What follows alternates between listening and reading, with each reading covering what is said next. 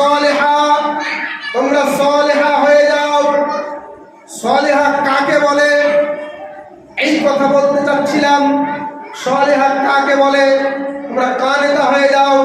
কানেতা কাকে বলে? এখন আমি আপনাকে কথা বলতে চাই।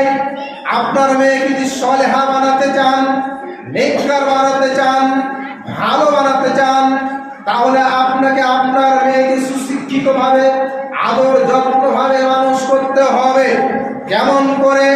আল্লাহ রাসূল সাল্লাল্লাহু আলাইহি ওয়াসাল্লাম বলছেন, যেই পরিবারের যেই বাবার দুই তিনটি মেয়ে, সেই মেয়ের পিতা আমার পার্শ্ববর্তী জান্নাতে ঘুমাবে। এরকম করে দুটি আঙুল উঠিয়ে বললেন। কে বললেন? মুহাম্মদ সাল্লাল্লাহু আলাইহি ওয়াসাল্লাম বললেন। যেই জন্য বললেন, তবে আপনার মেয়েকে সুশিক্ষিত করে, সালেহা করে, ইমানদার করে, তাকওয়া করে, আদর্শবান করে একজন আদর্শবান ছেলের হাতে যদি তুলে দেন, একজন সুন্দর ছেলের হাতে যদি তুলে দেন, তাহলে ওই মেয়ের পিতা পার্শ্ববর্তী জান্নাতে ঘুমাবে। এবং যদি আদর্শ মেয়ে তৈরি করতে হয়, তাহলে একমাত্র সেই পারবে, ওই পরিবারের সদস্য মা, এছাড়া পারবে না।